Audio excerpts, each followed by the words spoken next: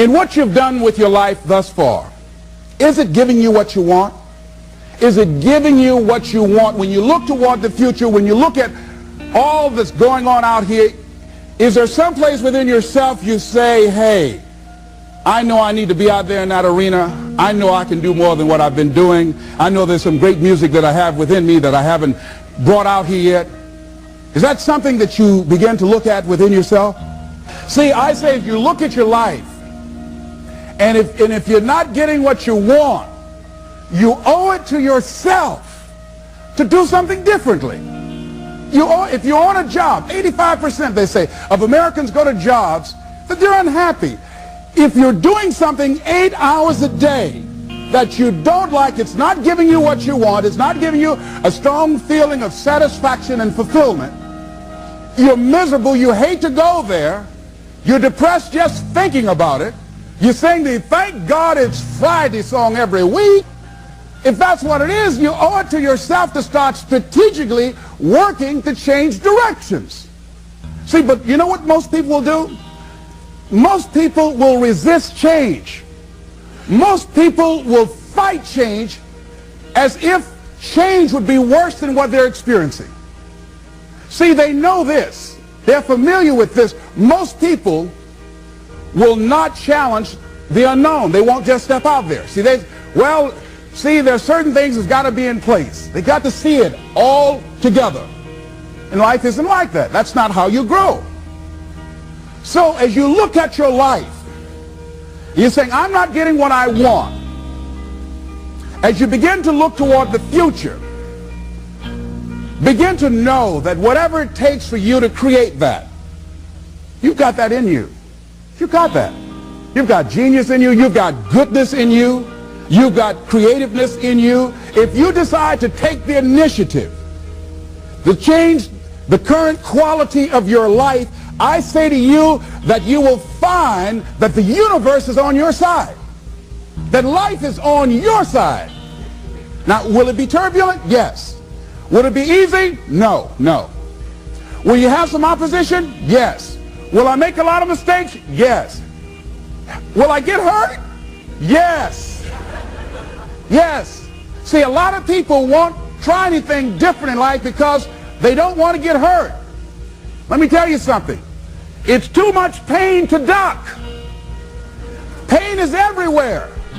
You can hide under here. It will come where you are. It's everywhere. Viktor Frankl calls it unavoidable suffering. You can't duck it.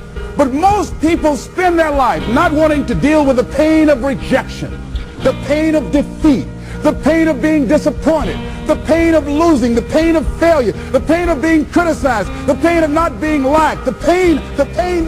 That's called life. Life is full of pain. It's everywhere. But guess what? There's no gain without pain, because it's the pain of regret that you experience.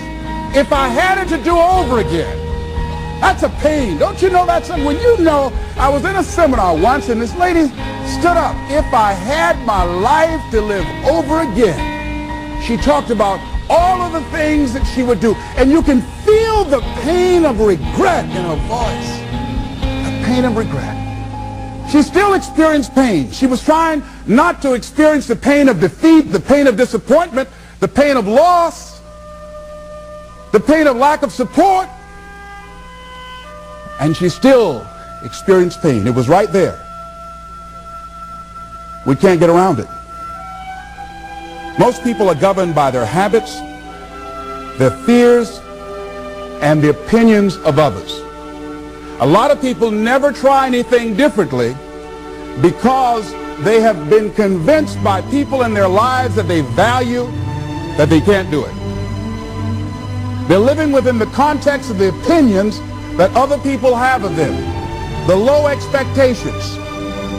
Many people doubt themselves because when they thought about doing something at some critical point in their lives, somebody they respected and honored, somebody they believed in, somebody that they loved, someone they trusted said, you can't do that. And they accepted that. As you look at your life, ask yourself the question, what would your life be like? What would your life look like if you decided not to care what people thought of you?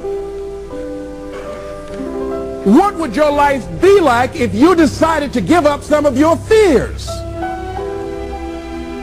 What would your life be like if you decided to become courageous? What would your life be like? If you decided to act on your dream, if you did what you felt in your heart. You know what courageous means? Tom Ruskin and Randy Reed said. They said that courage comes from a French word which means of the heart. But how does it feel to you? He says it's courage, you know, it takes courage to live. Says most people go through life not allowing themselves to step out because they don't want to let go. They don't want to be blown around. They don't want to be moved. The courage to face life's whirling wind of contradictions. The courage to love yourself. The courage to love. For years, I was afraid to love.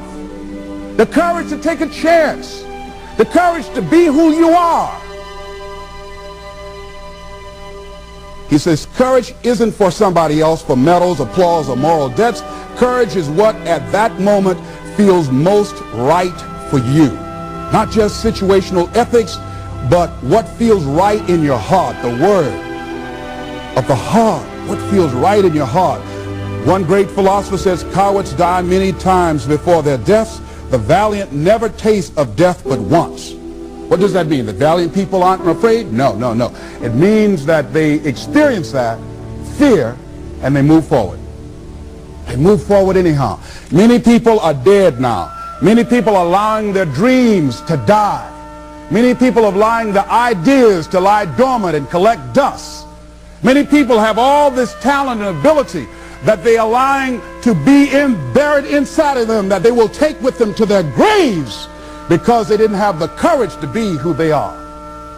And I say, as you begin to look toward the future and manifesting your greatness, it's going to take everything in you, that your life deserves the concentrated effort to begin to look at how is it that I can express more of me?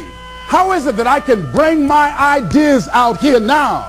How is it? And start living with a sense of urgency, because you're here today, you're gone today.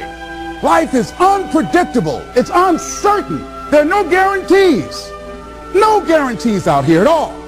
So holding back, what are you waiting on? Ask yourself, what's the benefit of your waiting? What's the benefit of your not living your dream? What's the benefit of not listening to yourself? Oh, please, listen to yourself. You know the feelings. If you start listening to the feelings in your heart, and I'm doing it now more every day, I find that my feelings, I can trust them. And I say to you that as you look toward the future, you look at life on a daily basis, if there's something that you have been given, if you've heard something within yourself that you know that what you're doing now doesn't fit for you, it doesn't work for you, it's not giving you what you want, and there's something else that you want to do, don't allow that inner doubt in you to talk you out of it, to build a case on why you can't have it, to tell you why you're not good enough. You ignore that inner voice and all of the external voices. Don't judge the possibilities for what you can do based upon the circumstances, because the circumstances won't determine who you are. Don't determine what you're able to do based upon your resources. Don't determine what's possible for you based upon where your life is right now. Where your life is right now is not you. That's just what it is right now. But the possibilities for you are unlimited. If you're in a rebuilding process, it's unlimited. If you're coming back from adversity and devastation, it's unlimited of what you can do.